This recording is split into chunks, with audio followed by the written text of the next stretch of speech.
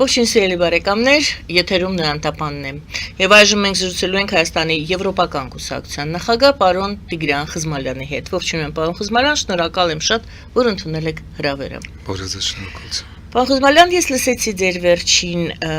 կարճ ելույթը սոցցանցերում, դուք Facebook-ում այսպես կարճ խոսք եք ասում, եւ վերջին ձեր խոսքը հետեւյալն էր։ Դուք ասում եք արևմուտքը շարունակում է պայքարել Հայաստանի համար եւ գրեթե պարտադրում է եվրոինտեգրումը Հայաստանին։ Դա լավ է թե վատ։ Դա ոչ թե լավ է կամ վատ, դա միակ գոյաբանական ելքն է Հայաստանի համար։ Ինչի մասին է խոսքը։ Վաղը հունիսի 17-ին, եթե դուք այսօր եք տալիս այս հաղորդումը, ապա վաղը սկսվում են մեկ շաբաթանոց զորավարժություններ Հայաստանում, Partner Eagle, ավանդական, բայց ի տարբերություն նախորդ ամերիկա-հայկական զորավարժությունների, որոնք խորհրդանշական ավելի շատ բնույթ են կրում, այնտեղ մի փոքրիկ խումբեր, զորախումբեր Կանզասի ազգային գվարդիայից Միացյալ Նահանգներից, այս անգամ դրան միանում են Ֆրանսիայի եւ Հունաստանի զորախմբերը։ Ճիշտ է, դա մեծ խումբ չէ, ընդհանուր առմամբ արևմտյան ՆԱՏՕ-ի զորքերը ոչ ավել քան 100 հոգի են այստեղ, բայց թեև դա էլ է խորհրդանշական, սակայն ես դա դիտում եմ որպես հենց այն ինչ գրեցի ու ինչ մեջբերեցիք դուք այսօր, այո, դա գրեթե պարտադրություն է, պարտադրում են Հայաստանին եվրոինտեգրման, ինչու, որովհետև ընտրությունները ընդամենը 10 օր առաջ ավարտվեցին եւ 10 օրվա մեջ նման զորավարժություններ, այն էլ 4 երկրից չեն պատրաստվում, դա նախապես ծրագրված մի բան էր, դա ակնհայտ է, իսկ ինչն է կարևոր, ինչպես ես ասում եի ամիսներ շարունակ նաև ձեր եթերում, ընտրությունները ոչ մի փոփոխություն չբերեցին Հայաստանին, ազգային ժողովը մնաց բացարձակապես նույն կազմով, 1-2 անուն փոխվեց, այսինքն դա Փաշինյանի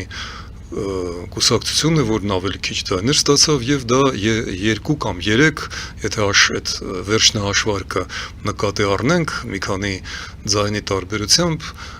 պրոռուսական ուժեր են։ Հենց այն է, ինչ ծրագրել էր Պուտինը, այսպես կոչված Կիրիենկոյի պլանով եւ արևմուտքը ստապ գնահատելով իրավիճակը հասկացավ, որ Հայաստանին պետք է շտապ օգնել, որովհետեւ Հայաստանը իսկապես կարող է հայտնվել նույն իրավիճակում, որում հայտնվեց Վրաստանը։ Հայաստանում փաստորեն իրականանում է եւս մի վրացական երազանք, իրականում դա Պուտինի երազանքն է, երբ որ Ռուսաստանը շարունակում է պահպանել վերահսկողություն, տնտեսական, քաղաքական, ռազմավարական վերահսկողություն։ Ինչ էլ ասեն իշխանությունները, շատ գեղեցիկ խոսքեր ասվում են նաեւ Վրաստանում եւ դա ինչ որ թմբիրի պես քնացրեց արևմուտքին եւ հանկարծ արթնացան մի օր, երբ որ Վրաստանը վերադարձավ ռուսական գաղութի կարգավիճակի։ Հայաստանը չդադարեց լինել այդ ռուսական գաղութ, բավական է ասել, որ մեր երկրում հենց հիմա 2 օտար զավթիչ բանակ է կանգնած։ Եվ ռուսականը արդեն 100 տարի, եւ ադրբեջանականը արդեն 5 տարի։ Մեր սուվերեն, այսպես կոչված տարածքում։ Ահա ինչու ես շատ եմ կարևորում ոչ միայն զորավարժությունները, այլ նաև այն, որ դրան միացավ փաստորեն Եվրամիությունը, Հունաստանը եւ Ֆրանսիան պատահական հյուրեր այստեղ չեն, եւ պետք է նաև հիշել ու նշել, որ Միացյալ Նահանգների եւ Եվրամիության նախագծերը Հայաստանի վերաբերյալ բավական տարբեր են։ Միացյալ Նահանգներում հնչում են ձայներ եւ ես այսօր էլ նկատեցի National Politics ամսագրի խմբագրի հայտարարությունը, որ Հայաստանը եւ Ադրբեջանը բարեկամանում են եւ դառնում են տրանսկովկասյան ռեգիոնի, տարածաշրջանի գործընկերներ։ Ես կարծում եմ, որ դա մեղմ ասած չափազանցություն է, ու թեև Հայաստանում կան ուժեր եւ իշխանության ուժերը ուրախությամբ երկրորդում են այդ հայտարարությանը, կարծում եմ, որ աշխարհաքաղաքական, ռազմավարական իմաստով դա այդպես չէ, դա այդպես չի լինի եւ բարեբախտաբար Եվրամիությունը դրան բավական սառն է նայում, այդպես որ Հայաստանի համար պայքարը շարունակվում է ոչ միայն Ռուսաստանի դեմ, Ռուսաստանի հետ, այլ նաև Թուրքիա-ադրբեջանական տանդեմի հետ կամ դեմ եւ չեմ ասի որ պայքար, բայց որոշակի մրցակցություն Եվրամիությունը շարունակում է մղել Հայաստանի համար եւ Միացյալ Նահանգների հետ։ Այսպիսին է իրավիճակը ընտրություններից հետո։ Ընտրությունների մասին անպայման կխոսենք, արդյունքների եւ դրանց հետևանքների մասին, վերադառնանք ձեր այդ նշումին, որ ասում եք ոնց որ թե նոր տարածաշրջանի անվանում է տրվում Հարավային Կովկաս չասվեց, այլ ասեց Տրանսկասպյան, այո։ Այո։ Շրջան։ Նորից պետք է հարցնեմ, դա վատ է, ինչով։ Դա վտանգավոր է, ինչով։ Դա նոր մոտեցում է Հայաստանին, նոր դերում են տեսնում Հայաստանին։ Վատ է թե լավ է, շատ սուբյեկտիվ գաղափար է, վատ է թե լավ է մեզ համար, իմ խորինամուսմամբ, այո, իհարկե Հայաստանի համար, դե Միացյալ Նահանգների համար դա կարող է թվալ լավ, չնայած որ իմ կարծիքով նրանք սխալվում են, եւ սա իհարկե բազմաշերտ հարց է, ես շատ հակիրճ ասեմ մի երկու փաստ, որպեսզի խոսքերս հիմնավորված լինեն։ Վերջին շրջանում ռուս-չինական հարաբերություններում նկատվում է հետաքրքիր միտում։ Ռուսաստանը ընդունեց, որ կենտրոնական Ասիայի երկրները գնալով ավելի ու ավելի մեծ ազդեցության տակ են ընկնում Չինաստանից։ Եվ եթե թվերը միայն համեմատենք, կենտրոնական Ասիայի երկրները, հիշեցնեմ, դա Թուրքմենստանից սկսած, թեև նախ եւ առաջ դա Ղազախստանն է, Ուզբեկստանը, Ղրղըզստանը, Տաջիկստանը մասամբ եւ Թուրքմենստանը, նաեւ Ադրբեջանը պետք է ասել, որ դա այսպես կոչված մեծ կենտրոնական Ասիա է, Հայաստանը իհարկե այնտեղ չի կարող մտնել քաղաքակրթական եւ աշխարհակաղակական իմաստով։ Այնտեղ նաեւ արում է Պակիստանը, մի խոսքով, բայց խոսքը գնում է առաջվա նախ Միջին Ասիայի հանրապետություններ եւ կենտրոնական Ասիային։ Այո, ներդրումները Չինաստանից վերջի տարիներին 65 միլիարդ են կազմում, ներդրումները դա դրամաշնորհ չէ, դա շատ լուրջ տնտեսական վերահսկողություն է եւ եթե համեմատենք Եվրոպայի, որը նույնպես ձգտում է դեպի կենտրոնական Ասիա, ամենայն դեպս հետաքրքրությունը կա, եւ համեմատենք Թրամփի քաղաքականությունը, որը ոչ միայն այցելել էր մի անգամ, կարծեմ Տաշկենտ, այլ նաեւ հրավիրել էր այդ 4-5 երկրների նախագահներին Սպիտակ տուն, ապա այդ հարաբերակցությունը անհամեմատ ասենք մեղմ ասած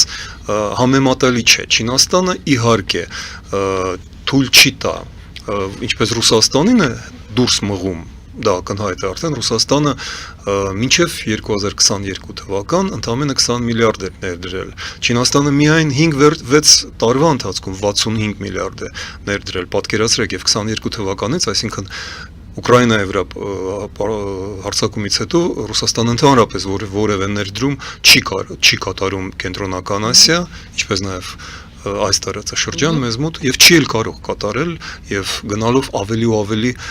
կախված է նույն Չինաստանից։ Այդպես որ Միացյալ Նահանգների հին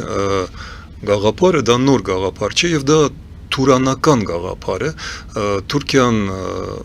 90-ական թվականներից սկսած Թուրգուտ Օզալից, Սուլեյման Դեմիրելից եւ Թանսու Չիլերից սկսած համոզում են Միացյալ Նահանգներին, որ հենց Թուրքիան եւ թուրքալեզու երկրները կլինեն Միացյալ Նահանգների տնտեսական եւ քաղաքական դաշնակիցը այս տարածաշրջանում։ Ես մեծ կասկածներ ունեմ դրա վերաբերյալ եւ քանի որ դա վերաբերվում է ուղիղ Հայաստանին եւ Թրիպի փիլիսոփայությունը հենց այդ Տրանսկասպյան դրամաբանության մեջ է, ես հիմա չեմ ցանկանա քննարկել Թրիպը, բայց ուզում եմ ասել, որ Չինաստանը ակնհայտորեն հակադրվում է Միացյալ Նահանգներին բոլոր տարածաշրջանում, այդ թվում նաև կենտրոնական Ասիայում։ Եվ եթե Միացյալ Նահանգները, լավ, այսպես ասեմ, եթե Հայաստանը ցանկանում է այնուամենայնիվ Միացյալ Նահանգների եւ Եվրամիության ռազմաքաղաքական դաշնակից լինել, ռազմավարական, ապա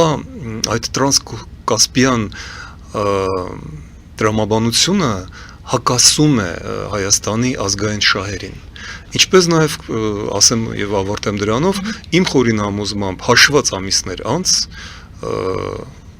կամ ասենք 1-2 տարի անց Միացյալ Նահանգները բացարձակապես սառելու են այդ գաղափարի հանդեպ այո Որ թրիփի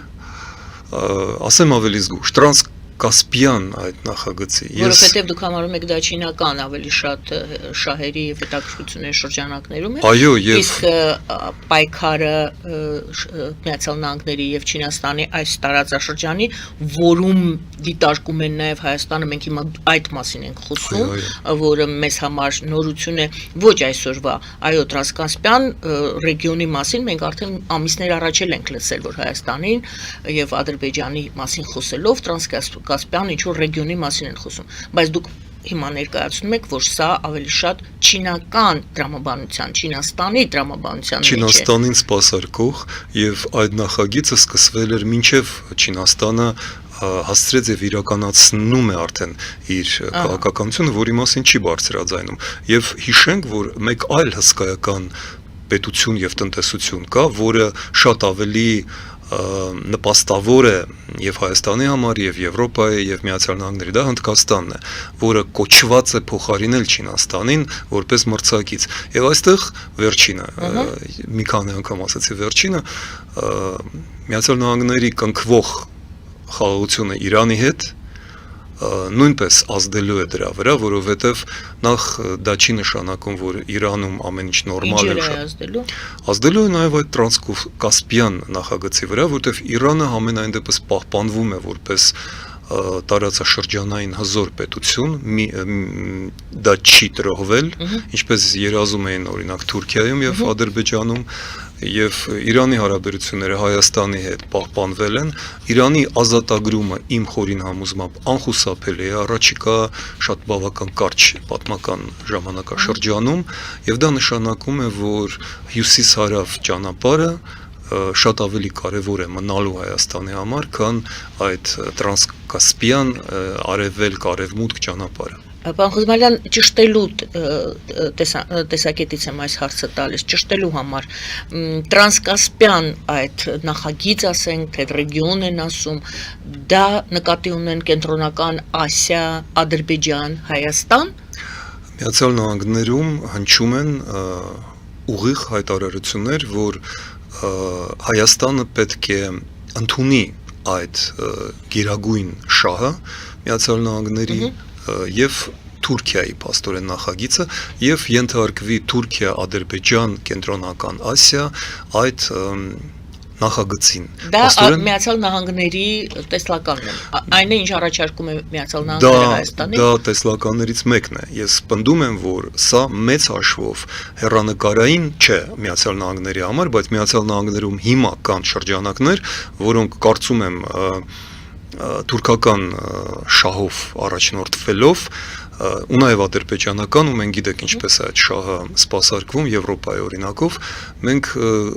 շատ մեծ վտանգի տակ ենք, որովհետև լոբիստական խմբերը աշխատում են, որ Հայաստանը ենթարկվի այդ թուրք-ադրբեջանական շահին, որը դարձնում է մեզ ոչ թե հարավային Կովկաս, ոչ թե հարավ-արևելյան Եվրոպա, ինչպես պետք է լինի, այլ ինչ որ անհասկանալի տրանսկասպիան մի խաղալիք, որը մեզ համար իմ կարծիքով շատ վտանգավոր է։ Եվ դուք ասում եք, որ այս նույն տրամաբանությունը կենտրոնական Ասիա, Ադրբեջան, Թուրքիա երևի սլեշով գրենք, Թուրքիա-Հայաստան, տրանսկասպիան այդ տրամաբանությունը նաև Չինաստանի ծրագրերի մեջ է մտնում։ Եվ Միացյալ Նահանգները եւ Չինաստանը փաստորեն նույն տարածաշրջանի մասին են խոսում իրենց ազդեցությունը բանեցնելու համար։ Տեսեք, Հայաստանը հերթական անգամ սահմանային գոտում է։ Չինաստանը այդքան շատ չէ հետաքրքրված Հայաստանով, որքան Կենտրոնական Ասիայով։ Դեպի Հայաստան Չինաստանը ուներ ուրիշ հետաքրքրություններ Թուրքիային զսպելու ժամանակին նախագծով։ Թուրքիան հիմա Միացյալ Նահանգներին շարունակում է համոզել եւ ժամանակին դրան միացել էր Իսրայելը, երբ որ իսրայելա-իրանական հարաբերությունները բերում էին դեպի պատերազմ։ Հիմա Իսրայելը, տեսեք, մենք եւս մի խաղացող ենք մեջ բերում, որովհետեւ կրկնում եմ, դա բազմաշերտ եւ շատ բարդ իրավիճակ է եւ դա չի կարելի անտեսել։ Իսրայելի շահերը վերջին ամիսներին այլևս չեն համապատասխանում այս տրանսկասպիան տրամաբանությանը։ Եվ Իսրայելը այլևս ոչ միայն չի սպասարկում այդ նախագիծը, որին դեմ չէր վերջին 5-6 տարի շարունակ։ Վերջին տարվա 25 թվականի ամռան ամիսներից սկսած վերջին բախումներից 25 թվականի Իսրայելա-իրանական Իսրայելը Թուրքիային է դիտում որպես ախոյան տարածաշրջանային եւ Իսրայելը Հունաստանը եւ Կիպրոսի հետ սկսեց կնքել ռազմաքաղաքական դաշինք առաջարկելով նման դաշինք նաև Հայաստանին։ Ես կարծում եմ, որ Հայաստանը շատ ավելի ուշադիր պետք է լինի այդ ուղղության համար։ Բարի, Իրանի գործոնը եկեք դիտարկենք նաև այս նույն տրամաբանության, այս նույն տարածաշրջանային Իրանը, գիտենք, Չինաստանի հետ է ավելի լավ հարաբերություններ ունի, մեղմ ենք ասում, քան Միացյալ Նահանգները, չնայած այս ստորագրված համաձայնագիրը կամ ստորագրվել է կամ 19-ին պետք է ստորագրվի, գուցե մեղմացնի Իրանի եւ Միացյալ Նահանգների սառը հարաբերությունները էլի մեղմ եմ ասում։ Իրականում այդ հրճվանքը, որը հիմա տիրում է ամերիկա-իրանական խաղաղության շուրջը, չափազանցված է Իրանի դեպքում։ Այո, Իրանը փաստորեն դիմադրեց եւ քաղաքական բարոյական իմաստով հատկապես դիտարկում է եւ ներկայացնում է սա որպես խոշոր հաղթանակ եւ իսկապես Միացյալ Նահանգները չհասան որևէ լուրջ նպատակի այնտեղ, բայց իրանք շատ լուրջ ենթակառուցվածքային ավերածություններ պատճառեցին Իրանին եւ Իրանի ներսում շատ խորը ճգնաժամը, սոցիալական ճգնաժամը, քաղաքական ճգնաժամը, կրոնական ճգնաժամը ել ավելի խորացավ եւ դա նշանակում է, որ շուտով կանցնի այդ էյֆորիան հաղթանակի, պայմանական հաղթանակի վերաբերյալ եւ Իրանի արչեւ տնտեսական խնդիրները կմնան եւ պետք է ասել, որ կառավարության ղեկավարությունը Փեզեշկյանը արդեն չի թաքցնում եւ 2-3 անգամ շատ լուրջ ակնարկ է անում առայն, որ իսլամական բանակը Ալ-Քուդսը իսլամական հեղափոխության պահապանների կորպուսը փաստորեն փորձում է ռազմական հեղաշրջում կատարել եւ չի ուզում ենթարկվել քաղաքական իշխանություններին եւ սա շատ լուրջ է եւ դա շարունակվելու է։ Ես կարծում եմ, որ այնուամենայնիվ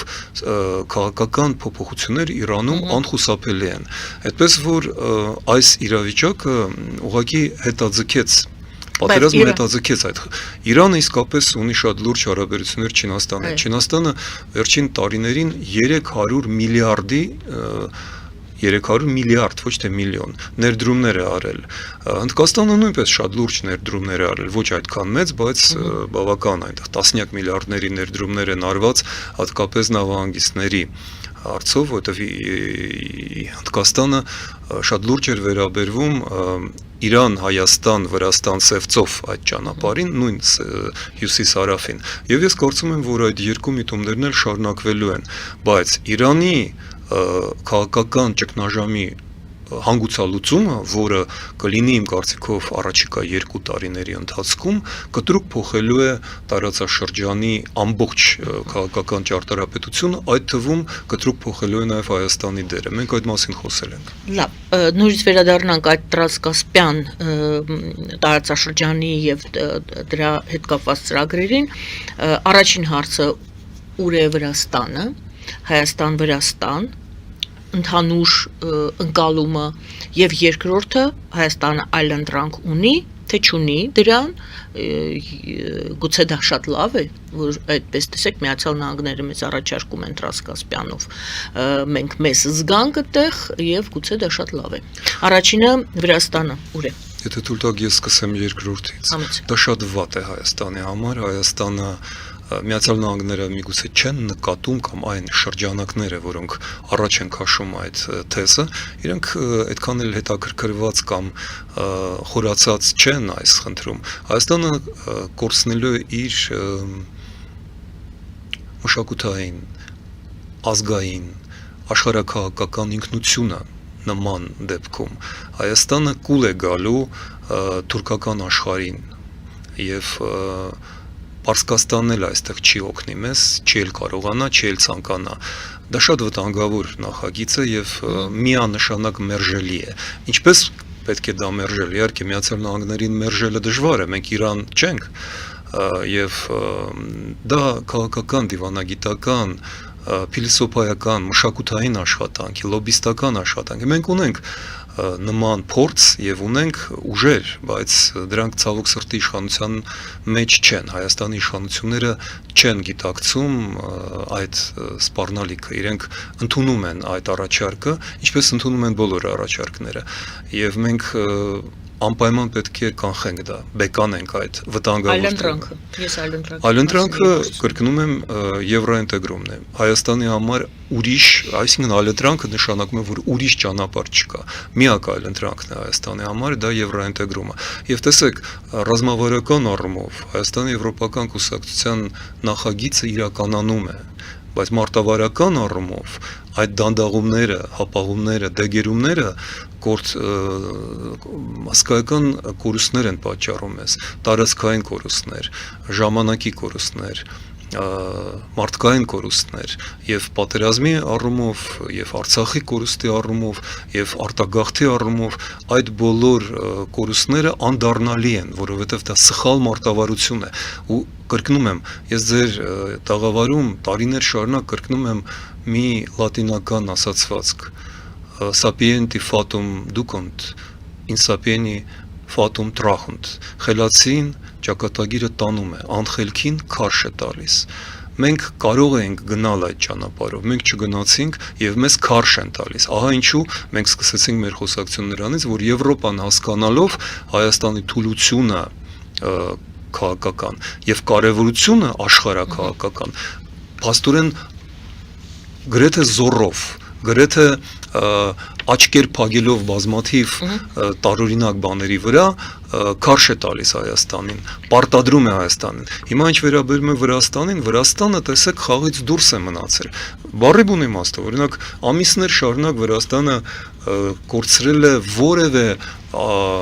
հարաբերություններ ունենալու հնարավորությունից Միացյալ Նահանգների հետ, Եվրոպայի հետ։ Իրենք պարզապես չեն կարողանում որևէ անգամ ոչ թե բարձր աստիճան, այլ միջին աստիճանի դիվանագիտական հարաբերություններ ունենալ Միացյալ Նահանգների կոնգրեսի հետ, Սպիտակ տան հետ, իրենց պարզապես չեն ընդունում։ Կային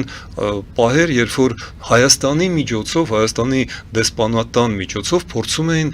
մուտք գործել Սպիտակ տուն կամ պետքարտուղարություն, մերժում էին ստանում։ Եվրոպան ընդհանրապես չի էլ թաքցնում դա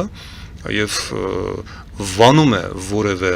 հնարավորություն Վրաստանի հետ, այսինքն Վրաստանը մնաց դուրս եւ ինչից է բռնվում, մեկ Ռուսաստանից, մեկ Թուրքիայից ու Ադրբեջանից, այսինքն Վրաստանը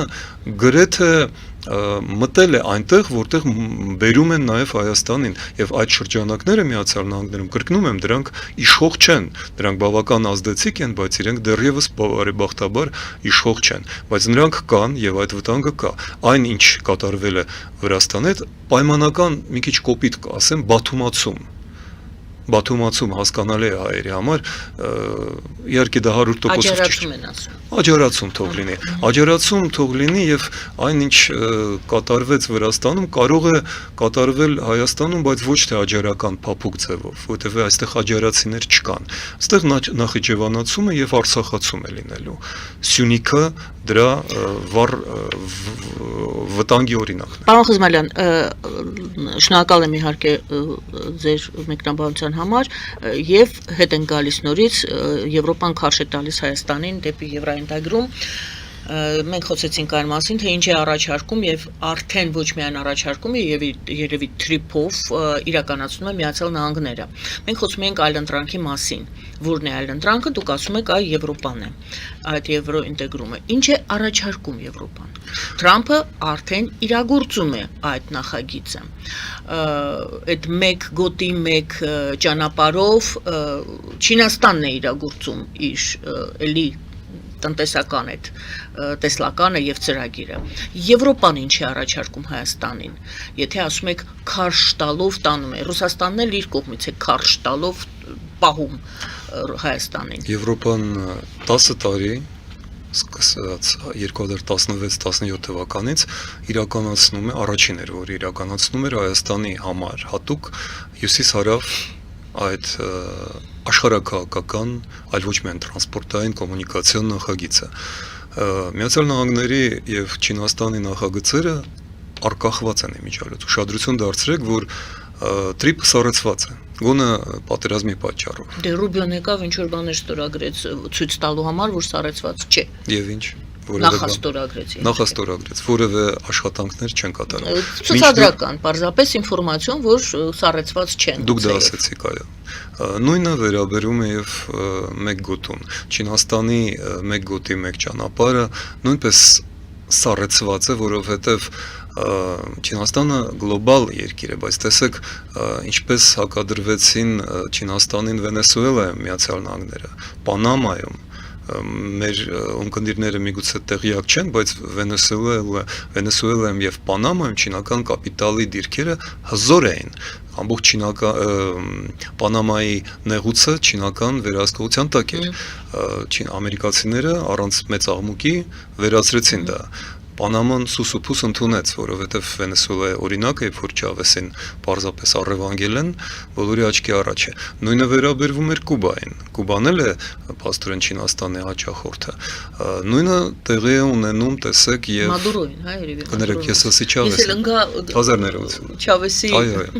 Չավեսը գաղափարախոսն էր, դա այո։ Մադուրոին իհարկե։ Եվ դա ընդամենը նշանակում է, որ տեսեք, դա խամաչիկները փոխվում են, բայց քաղաքականությունը չէ։ Այո, եւ այստեղ մեկ գոտին, այստեղ հիմա կերպարանափոխվում է, ինչու Չինաստանը, որպեսզի չկանգնի, ամբողջ ուժերը դրեց Կենտրոնական Ասիայի վրա։ Առաջ դա մի քիչ ավելի հավասար էր բաշխված աշխարհով մեկ։ Մի քիչ գալիս էր նաև Հայաստանին, Հայաստանը ստանում էր մեծ նվերներ Չինաստանից, շտապօգնության մի ամբողջ պարկ մեքենաների, ավտոբուսների քաղաքային ժողովուրդը երևի չի մոռացել, մինչև հիմա կողքից գրված են մանուշակագույն ավտոբուսների China 8, դա նվեր էր պարզապես, ամբողջ Հայաստանի, Երևանի տրանսպորտը չինական նվեր էր։ Հիմա նման բաներ չկան արդեն վաղուց, որովհետև Չինաստանը իր առաջնահերթությունները փոխել է։ Եվ 3 նախագծերը հյուսիսային հյուսիս-հարավը, արևելք-արևմուտքը, տրիպը եւ այդ երրորդն էլ որն էր աստված եմ չինական գոտին դրանք 3-ն էլ մեկ գոտի Եվրոպան, Միացյալ Նահանգների եւ Չինաստանի բոլոր մեծ նախագծերը կախված են ոչ մեկը չի իրագործվում չնայած որ վերջերս Հայաստանը հասկացրեց որ հյուսիս-հարավը շարունակվում է Իրանը անգամ պատերազմի օրերին շարունակում էր իհարկե ոչ այն ծավալով, բայց գիտեք չէ որ Սյունիքի ամբողջ այդ ծանր աշխատանքը իրանական աշխատուժը եւ ինժեներական եւ տեխնիկական ներուժը իրանցիներն են կատարում։ Իրենք շարունակում են դա անել, այդքան կարեւոր է դա իրենց համար։ Այդպես որ այո, մենք ունենք այլընտրանքը եւ ինչ է առաջարկում Եվրոպան։ Եվրոպան արդեն առաջարկում է իրենք տեսեք ինչպես են դիտում։ Այսինքն ոչ միայն ինչ է առաջարկում, ինչպես ինչով է իրատեսական Եվրոպայի առաջարկը։ Ժամերի ընթացքում իրենք արձագանքում են։ Ժամերի ընթացքում ձեզ արգելում են ծաղիկներ վաճառել, բերեք մենք կառնենք։ Լատվիան առաջին էր արել։ Նիդերլանդները հանկարծ ասեցին Աստված իմ, Նիդերլանդները, որոնք ծաղիկի մայրաքաղաքն են, հա, ասեցին մենք առնենք այն ամենը։ Էստոնիան, որքան ես գիտեմ, առաջարկեց առնել այն ինչ պետք է։ Կարակալասը հայտարարեց, որ մեծ ծրագիր են պատրաստում։ Այո, 50 միլիոն անմիջապես ուղարկեցին, ասում են էլի են ծրագիր։ Մարտակոսն է գալիս, այսինքն Հայաստանը առևտրատնտեսական խնդիրները լուծելու համար։ Բայց դա է, որովհետև տեսեք, Հայաստանում դա են անընդհատ ասում։ Մենք սահման չունենք Եվրոպայի հետ, կներեք, իսկ Ռուսաստանի հետ դուք սահման ունեք, չունենք։ Նույն Վրաստանի միջոցով է, չէ, առևտուրը արվում, ինչ տարբերություն Վրաստանով գնալ Ռուսաստան թե Եվրոպա։ Դուք ասում եք Տրանսկասպիան, հասկանալ, դուք չեք ասում։ Վաշինգտոնում են ասում։ Դուք նկատել եք եւ մեզ տեղեկացնում եք այդ մասին, որ այնտեղ այդպես են։ Հոդվածի մեջի վրա կա կարող եք կարդալ։ Ամիսներ առաջ էլի կար նման հոդված, նման հիշատակում, այսինքն իրենք այդպես են պատկերացնում, Հայաստանը իրեն որտեղ է պատկերացնում, կամ որտեղ է ճիշտ, որ Հայաստանը իրեն պատկերացնի եւ այնուամենայնիվ պատկերացնի իրեն Հայաստանը, ոչ թե սրա նրա սա քարշ տվեց տարավ այնտեղ, նա քարշ է տալիս այնտեղ։ Հայաստանի ողբերգությունն այն է, որ Հայաստանում տարիներ ու տասնամյակներ շարունակ քաղաքական, իրական, մտավոր վերնախավը օտարեցված է իշխանությունից եւ իշխանության մեջ տեղի ունենում բացասական սելեկցիա եւ մարդիկ ովքեր հիմա որոշումներ են ընդունում են սխալ որոշումներ։ Ինչու ես ասում եմ, այո, ռազմավարական առումով միևնույն է, եվրոպացումը Հայաստանի, եվրոինտեգրումը անխուսափելի է, բայց եթե այս որակով որոշումներ ընդունեն, կորուստները այնքան մեծ են, որ մեր փոքր երկրի ու փոքր քանակության, փոքր ազգի համար այդ գինը անտանելի մեծ է։ Մենք 90 թվականին չկարողացանք յուրացնել 1 միլիոն հայություն Ադրբեջանից։ Մենք 4 միլիոն ենք պաշտոնական մարդահամարի տվյալներով 1990 թվականից։ Մենք հիմա հազիվ 3 միլիոն ենք։ Մենք ընդամենը 6 տարի առաջ 40-42 հազար քառակուսի կիլոմետրանոց երկիր ենք։ Մենք հիմա հազիվ 29 ու ենել մի մասն էլ օկուպացված է։ Սա միայն թվեր չեն։ Մենք հասկանում ենք ինչ արժեք ունի հողը այս ժամանակաշրջանում, ինչ արժեք ունի մարդկային ուժը, մենք սխալ որոշումների պատճառով ահռելի կորուստներ են կրում եւ կրկնում եմ, այստեղ ռազմավարությունը անխուսափելի տանում է մեզ ճիշտ ուղղությամբ, բայց ով է հասնելու վերջ։ Սխալ մարտավարությունը աղավաղում է մեր ազգի, մեր երկրի, ապականում է մեր հասարակությանը, մենք պառակտված ենք, մենք ատելությամբ ենք լցված, մենք ոչ ոքի չենք վստահում, մենք կորցրել ենք բարոյական ուղղությունը մեր, մենք կորցրել ենք այն համերաշխությունը, որը մեզ հզոր ու անպարտելի էր դարձրել առաջին Արցախյան պատերազմում։ Ուստի ես կարծում եմ, որ մենք հիմա շարունակում ենք գտնվել ծանրագույն քաղաքական ճգնաժամում։ Ընտրությունները ոչ թե լուծեցին այդ խնդիրը, իրենք խորացրեցին այդ խնդիրը եւ ես կարծում եմ, որ մենք այդ խնդիրը դեռևս պետք է լուծենք։ Սա է մեր մեծագույն խնդիրը, որովհետեւ Եվրոպա մտնելու համար, ժողովրդավարություն ունենալու համար պետք է դառնալ եվրոպացի, հետ դառնալ, վերադառնալ դեպի ժողովրդավարություն։ Մենք այդ ամենն ունեինք։ Մեր սերունդը ուներ այդ ամենը։ Մեզ պետք է վերականգնել մեր երկրի այդ լավագույն մասերը, մեր համերաշխությունը, մեր ազգային արժանապատվությունը։ Մենք պետք է դուրս գանք այդ շրջանից, որի մեջ մենք դեռ պտտվում ենք։ Դա արեստացին բան է եւ դրա համար վճարում են թուրքերը, ռուսները, կայսրությունները, մենք դեռևս գաղութ ենք։ Մինչեւ չապագաղութացվենք, Եվրոպան էլ մեզ չի կարողանա օգնել, թեև փորձում է։ Շնորհակալ եմ գովաստ հայտարարանք եթերում, սիրելի բարեկամներ, եւ այնուհետեւ շարունակելու ենք զրույցը պարոն Խզմալյանի հետ, Տիգրան Խզմալյանի հետ, խոսելու ենք անպայման ընտրությունների արդյունքների, դրանց հետևանքների մասին, դրական կամ բացասական, իհարկե հետընտրական զարգացումների մասին եւս կարող ենք խոսել, որովհետեւ առավել եւս, որ պարոն Խզմալյանը ասաց, որ մենք շատ ուշադրությամբ պետք է վերլուծենք այն, ինչ տեղի ունեցավ ընտրությունների օրը եւ այն, ինչի մեջ մենք այսօր հայտնվել ենք հունիսի 8-ից սկսած։ Գովազդ է եթերում, սիրելի բարեկամներ, մնացեք մեզ հետ։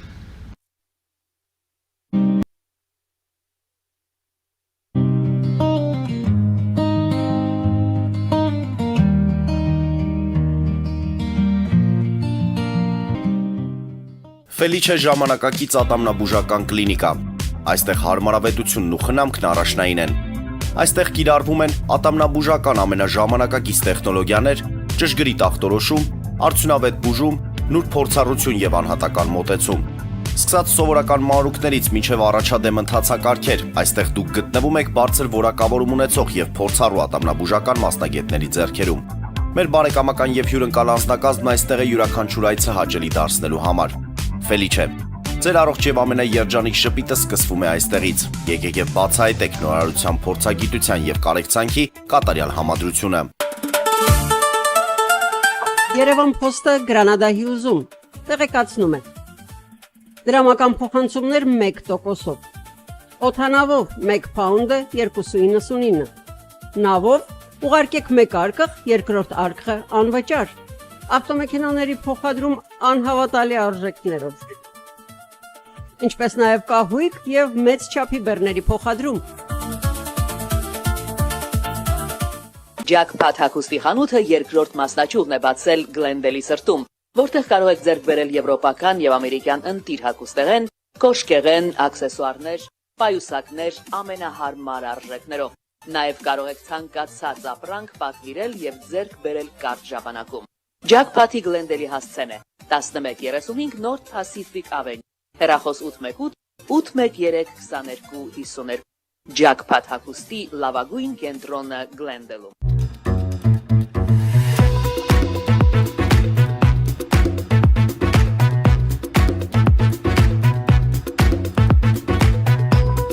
Արարատ ռեստորան, ընտանեկան եւ ընկերական ժամանցի լավագույն հասցե, սիրված արտիստներ, հյուրընկալ մթնոլորտ, հարուստ ճաշացան, անմահական խորտիկներ, Արարատ ռեստորան, հասցեն անփոփոխ, սիրով սպասում ենք ձեզ։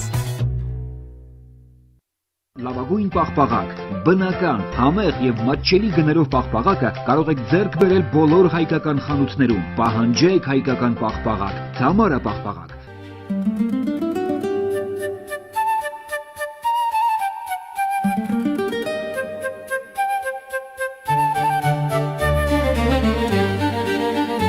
Նոյան տապան տպարան, Նոյան տապան հրատարակչություն, շարվածքից մինչև տպագրում,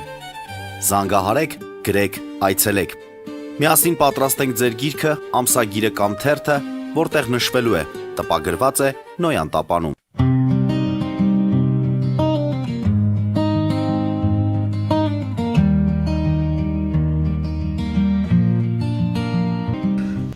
Սիրելի բարեկամներ, հիշեցնեմ, որ մենք զրուցում ենք Տիգրան Խզմալյանի հետ, Հայաստանի Եվրոպական կուսակցության նախագահի եւ այսպես հակիրճ ընտրությունների արդյունքների դրանց հետևանքների մասին եւ այն մասին, թե ինչու է Հայաստանի հանրությունը եւ ընդհանրապես հայ ազգը վերջին շրջանում այսպես անընդհատ այնպիսի վիճակ է, ոնց որ էքստրեմալ վիճակում են գտնվում, հոգեբանական ճնշման տակ ենք, վտանգ կա անընդհատ վտանգի սպառնալիքի մասին մենք խոսում, վերլուծում, հենց հանգստանում ենք մի նոր հայտարարություն, մի նոր ազդակ է լինում, էլի վտանգ, էլի սպառնալիքներ եւ այսպես ընտրությունների արդյունքները, դրանց հետևանքները եւ այն վիճակը հոգեբանական, որում գտնվում է հայ հասարակությունը։ Ինչպես այդ վիճակում գտնվող հայ հասարակությունը իրեն դրսևորեց ընտրությունների օրը, ինչ ստացանք մենք։ Մենք ոչինչ չստացանք, ոչ մի բան տեղի չունեցավ։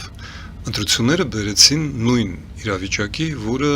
կար 2021 թվականից հետո։ 21 թվականի ծանրագույն իրավիճակը պարտությունից հետո, հոգեբանական աղետից հետո ստեղծված այդ խիստ պայմանական հարաբերակցությունը, պրոռուսական ուժեր եւ իբրև թե հակառուսական, որը իրականում հակառուսական չէ։ Այսինքն ստատուս քվոն չփոխելու այդ էքստրեմալ վիճակը, այդ հոգեբանական ճնշվածությունը բերեց նրան, որ ժողովուրդը որոշեց ոչինչ չփոխել։ Գոնե այսպես էլ լավ է, հա? Ոչ, այդպես էլ լավ չէ։ Նորին չասեց այո։ Այդպես էլ լավ չէ, բայց ժողովրդի այն մասը, որը դուրս եկավ քվեարկության, իսկ դա կեսներ ընդամենը, չէ՞, մոտ իհարկե 60%-ին 58-59%։ Եթե դա ճիշտ է, եթե չհաշվենք զինվորներին, որոնց բերում էին եւ այլն, ապա այո, գրեթե կեսը ընդհանրապես դուրս չեկավ, որովհետեւ ոչինչի չի հավատում եւ ամեն ինչի եւ բոլորի դեմ է։ Ոչ թե որպես կուսակցություն բոլորի դեմ եմ, այլ բոլորին նաեւ այդ բոլորին դեմ եմ։ Բացի դա, մարդիկ ովքեր քվեարկում էին ոչ թե հանուն, այլ հակա։ Միայն թե չլինի այն մեկը, այսինքն սա ոչ թե ընտրություններ նրան, ում մենք հավանում ենք,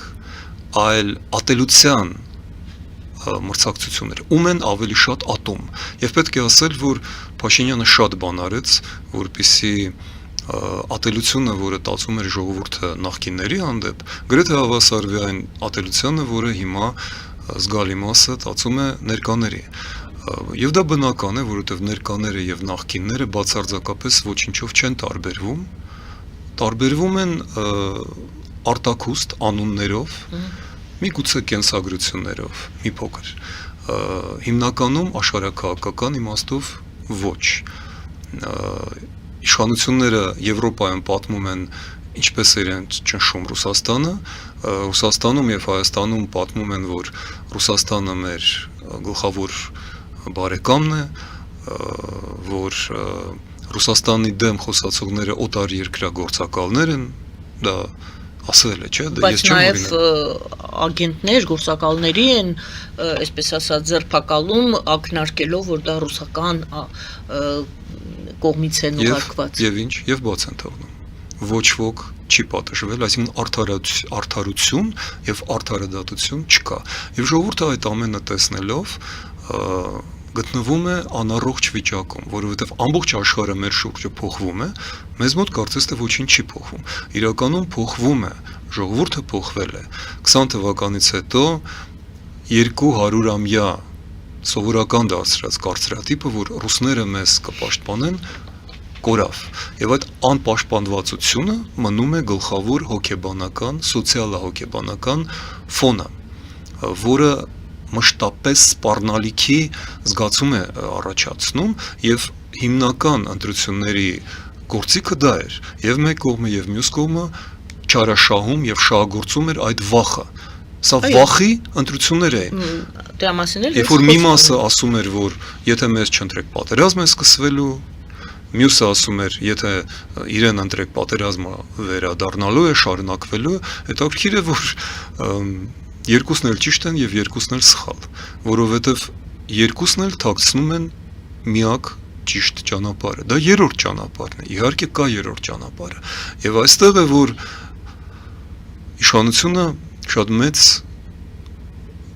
սխալ է կատարել, շատ մեծ սխալ է կատարել։ Ջանք է թափել եւ ես կրկնում եմ, խնդիրը այն չէ, որ օրինակ եվրոպական գաղափարը չերևաց, չմասնակցեց ընտրություններին։ Փաշինյանը փորձեց մենաշնորհել եվրոպական գաղափարը, բայց արի ու տես, որ մենք ունենք տասնյակ հնարավորություններ իրականացնել այդ երազանքը, իրականացնել արդեն ընդունված օրենքը, եւ ամեն անգամ դա մերժվում է։ Հիմար, անիմաստ եւ որևէ քննադատությանը չդիմացող բացատրություններով։ Դա մենք պատրաստ չենք, մեր լոլիկները, մեր ձուկը, մեր ծաղիկները Եվրոպան հաշված ժամերի ընթացքում ասեց, որ այն ամենը, ինչ դուք ուզում եք վաճառել Ռուսաստան, մենք գնում ենք, առնում ենք, մենք կլուծենք այդ հարցը։ Աստված իմ 3 միլիոն դա ընդամենը մի քաղաք է եվրոպական։ Պարոն Խզմարյան, դուք հիասթափված եք, թվում է թե, բայց Եվրոպան հիասթափված չէ։ Եվրոպան հիասթափված չի կարող լինել, նա չի կարող իրեն թույլ տալ, որովհետև Եվրոպայի համար Հայաստանը դա տարածաշրջանի առանցքային երկիրն է։ Դա ժողովրդավարական ազգաբնակչությամբ, քրիստոնեական արժեքներով եւ եվրոպական պատմությամբ լցված մի կենտրոն է, որը օրինակ ի տարբերություն Վրաստանի չի կրոնափոխ եղել երբևէ, կրոնափոխ չի եղել, ինչպես օրինակ պարսիկները կամ վրացիները, մնացել է, պահպանել է իր ինքնությունը, լեզուն, մշակույթը, արժեհամակարգը Հայաստանի հանդեպ իրենց վերաբերմունքի մասին է խոսքը։ Հայաստանը եվրոպացիների, եվրոինտեգրման հարցն եք դուք բարձրացնում, որ որքան կարողանում է հետաձգում է տարբեր պատրվակներով, տարբեր բացատրություններով։ Եվ ես հարցեցի, բայց Եվրոպան չի հիասթափվում։ Եվրոպան չի դուք հենց այդ ձևակերպումից էլ սկսեցին գրեթե պարտադրում է եվրոինտեգրումը Հայաստանին։ Այո, որովհետև իրենք տեսան, որ կորցրեցին Վրաստանը, որն արդեն մեկ ոտքով Եվրոպայում էր, եւ տեսեք, մինչեւ հիմա չեն վերացրել շենգենյան ազատ վիզաները վրացիների համար, որը Հայաստանը ծրում է, Հայաստանի իշխանությունները տարիներ շարունակ հետաձգում են այդ ազատականացումը եւ ժողովուրդը կարծում է, որ Եվրոպան չի թողնում, սուտ է։ Դա Հայաստանի իշխանությունների փորձն է ինֆորմացիա ունեք այդ մասին, որ հայտարարում Աստված իմ, երբ որ ձեզ 3 տարի ասում են, որ Հայաստանը չի կարող ճիշտ անձնագրեր տպել 21-րդ դարում դա լուրջ չի հնչում։ Անձնագրեր տպելու թեման է միայն կանգնեցնում։ Իհարկե ոչ, դա քաղաքական կամք է։ Ես հիմա չեմ ուզում խորանալ, դա առանձին մի մեծ խոսակցության բան է, բայց Եվրոպան, եթե վրացիներին է մինչև հիմա թողնում, հայերին վաղուց պատրաստ էր թողնել, եթե Հայաստանը մի քանի պայման կատարեր, օրինակ ռուսաստանցիներին ներքին անձնագրերով Հայաստան չթողներ, որովհետև FSB-ն այստեղ վխտում է, գրեուն այստեղ ազատ մուտք է գործում եւ իրեն գիտեն այդ մարդկանց։ Նեք, ես չեմ ճշտել, իսկ Վրաստանը Ռուսաստանի հետ ազատ է մուտք Ոչ։ վիզայով։ Այո, Այսինքն Հայաստանը այդ խնդիրը դեռևս չի լուծել։ չի ուզում լուծել։ Բայց մենք դա Դա չէ եւս որ կարևոր փաստ է։ Կարևոր Անձնագիր փաստ է։ տպագրելու դա տեխնիկական հարց է, բայց Ռուսաստանի հետ վիզաներով ելումուտ անելը դա լրիվ այլ հարց է։ Այո, եւ դա պետք է լուծվի։ Առանց դրա մենք չենք կարող անգամ հավակնել Շենգենյան վիզա ունենալ։ Որովհետև դա ոչ միայն կամ Եվրամիություն կամ Եվրասիական տնտեսական, սա ոչ միայն տնտեսական հարց է, սա քաղաքական հարց է, որտեղ է ուզում լինել Հայաստանը։ Հայաստանի իշխանությունը եւ Հայաստանի ժողովուրդը տարբեր բաներ են ուզում։ Ահա ինչու է ժողովուրդը արդեն հիասթափված։ Եվ կրկնում եմ, կա այդպիսի գաղափար էլիտաների ճեղքում հաջորդ իշխանությունը միշտ դուրս է գալիս ներկայիս իշխանության ներսից այդպես է եկել Սաակաշվիլին Շևարդնաձեն է նրան բերել այդպես էր ժամանակին եկել Ելցինը նա այդ պոլիտբյուրոից է դուրս եկել այդպես էր եկել Գորբաչովը նրան բերել են փոփոխություններ կատարելու համար եւ պատասխանատու քաղաքական գործիչը պարտավոր է պատրաստել հաջորդին այդ հաջորդը պետք է լինի ժողովրդավարական ուժը եվրոպական ուժը ես չեմ խոսում Հայաստանի եվրոպական կուսակցության մասին մենք պատրաստել ենք 24 թվականին դաշինք որը կարող էր գլխավորել Նիկոլ Փաշինյանը նա գերադասեց դուրս բերել եվրոպական ուժերին մասնատել նրանց պառակտել դուրս հանել ընդհանրապես մրցակցությունից եւ մենաշնորել մի պայքար, որը նա չի էլ պատրաստվում տանել։ Նա ընդունել է կրավորական դիրք, դե ինչքան Եվրոպան կուզի, այդքան էլ մենք կգնանք։ Այդպես ոչ միտեղ չեն հասնում։ Ահա ինչու Եվրոպան ստիպված է բռնել մի տեղից եւ քաշ տալ Հայաստանին։ Իսկ ճանապարհին մենք շարունակում ենք կորցնել Եթե մենք եվրոպական ինտեգրումը կատարենք տարիներ առաջ, մենք չենք պարտվելու այսպես, մենք չենք կորցնելու Արցախը այսպես, մենք հիմա այս չարաբաստիկ անկլավները ստիպված չենք լինի քննարկել եւ հանձնել։ Եվրոպան նման բաներ թույլ չի տա։ Եվրոպան թույլ չէր տա, ինչպես թույլ չտվեց Բոսնիան, Կոսովոն, ինչպես այդպես էլ թույլ չէր տա Արցախի ցեղասպանությունը։ Մադրիդյան սկզբունքները հակասում էին այդ դրամաբանությանը։ Դե գիտեք խոսույթները շատերը հիմա ձեզ կհակադրեն, Մենք փաստաթղթեր ունենք։ Եվ կասեն Եվրոպայի աչքի առաջ եղավ եւ Լաչինի պաշարումը, Արցախի պաշարումը Լաչինի միջանցքի միջոցով եւ Արցախի հայաթափումը։ Իսկ Եվրոպայի բոլոր առաջարկները ինչ էին արվում։ Մերժվում էին եւ Արցախի ճանաչումներ մերժվում եւ միջամտություններ մերժվում։ Ինչու՞։ Որովհետև Հայաստանում շարունակում է իշխել ռուսական կապիտալը, ռուսական օլիգարխիան, ռուսացին մտածելակերպը եւ ի վերջո մեր քաղաքական դասը շարունակում է վերահսկվել Մոսկվայից։ Այսինքն ամսի 8-ին ես որ հարցրեցի ինչպիսի Հայաստանում մենք արթնացանք, դուք ասում եք նույնը ինչ որ ամսի 7-ին։ Ես դա ձեզ ասում եի ընտրություններից ամիսներ առաջ, հիշում եք։ Համացանցում ոչինչ չի կորում, բարձեք իմ հետ հանդիպումները ընտրություններից մեկ շաբաթ, մեկ ամիս առաջ, ես դա ասում եի, ոչինչ չի փոխվել։ Եվ այս հետընտրական այս հայտարարությունները փողոցային իհարկե լայն ակցիաներ մենք չենք տեսնում, բայց այնուամենայնիվ ինչ որ հետընտրական շարժումներ մենք տեսնում ենք, սա կլինի եւ կմարի, որովհետեւ սա պետք է լինի եւ մարի, եւ սա իսկապես այսպես անկեղծ շարժում չէր, այլ ինչ որ ձևական, որ պետք է լիներ յետընտրական։ Թե այնուամենայնիվ մեզ վախեցնում են անընդհատ, ասում են աշուն, աշնանը սպասեք, ասում չէ, անընդհատ վախեցնում են ժողովրդին։ Եվրոպան եւ մասամբ Միացյալ Նահանգները, այն նահանգները, որոնք ձևավորվելու են աշնանը, որտեղ կոնգրեսի ընտրությունները փոխելու են եւ պետք արտուղարության քաղաքականություն եւ սպիտակ տան վերաբերմունքը եւ բազմաթիվ լոբիստական խմբերի ուժը կտրուկ նվազելու է, որտեղ կոնգրեսում դեմոկրատներն են վերադառնալու, իսկ իրենք ուրիշ պատկերացումներ ունեն այս ամենի մասին, բայց ինչևէ, արևմուտքը այս անգամ որոշել է թույլ չտալ նման զարգացումներ Հայաստանում։ Եթե Հայաստանը չխանգարի արևմուտքին, արևմուտքը ապա ռուսականացնելու, ապա գաղութացնելու է Հայաստանին։ Սա դրված է որպես նպատակ։ Մայիսի սկզբին Մակրոնը հենց Երևանից ամենայն հավանականությամբ ասել է Պուտինին երկու բանի մասին՝ Ուկրաինայի մասին եւ Հայաստանի մասին։ Այսինքն նրանք իդեմս Փաշինյանի գործընկեր ունեն Հայաստանում։ Իրենք գործընկեր ունեն անձինս հայ ժողովրդի։ Եթե հայ ժողովուրդը Փաշինյան ունի, իրենք խոսում են Փաշինյանի հետ։ Իրենք չեն բերել Փաշինյանին։ Բայց դուք ասում եք Փաշինյանը կեղծ Եվրոպա Այո, ինտեգրվող։ այո, նա եվրոիմիտացիայով է զբաղված։ Եվրոիմիտա, հա։ Եվ իրեն քաշում են ձևացնելով, որ հա, նորմալ է ամեն ինչ։ Իրենք շատ լավ հասկանում են այդ կեղծավորությունը։ Հեռանկարը ինչպիսին եք տեսնում։ Ինչ է, որտեվ շատ հիմա նոր էլ ինձ ընդմիջման իմ ժամանակ էլի քաղաքացի մտեցավ, ասեց, ինչ է լինելու հետո։ Դեմա արի ու ասա, ինչ է լինելու հետո։ Այդ հարցը ես հիշում եմ, եթե դուք հիշում եք 18 թվին այդ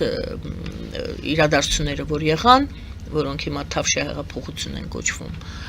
էլի մարդիկ հարցնում էին իրար, ինչ է լինելու հետո։ Հետո բառը բարդ բովանդակություն ունի, որտեվ հետո դա Մոտակա հետոն։ Մոտակա հետոյում, միջին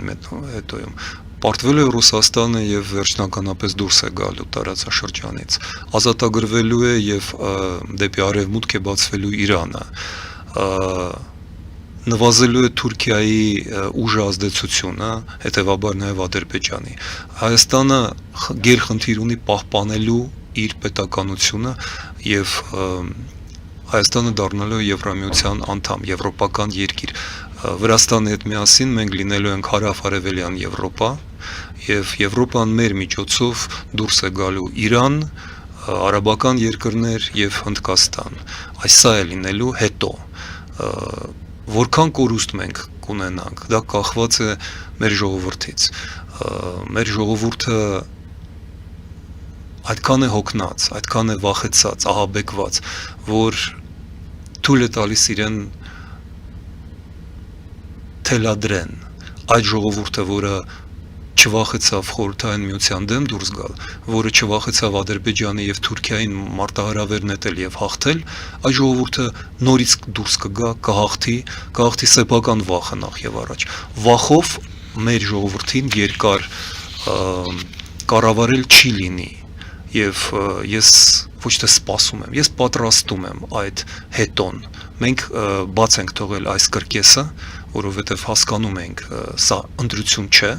սա պայմանավորված խաղ է, բայց մենք պատրաստվում ենք պայքարի եւ արդեն աշխատում ենք այդ ուղղությամբ։ Այսինքն դուք քաղաքականությունից դուրս չեք գալու։ Իհարկե ոչ։ Մենք շատ լուրջ հիմա գործընթացների մեջ ենք եւ պատրաստում ենք Հայաստանի եվրոինտեգրումը օր առաջ, ժամ առաջ։ Շնորհակալ եմ այսօրվա զրույցի համար։ Շնորհակալություն սիրելի բարեկամներ։ Տիգրան Խզմալյանն է մեր զրուցակիցը այսօր։ Հայաստանի Եվրոպական կուսակցության նախագահը զրույցը վարում էր Գայանե Ռաքելյանը։ Բարին ձեզ։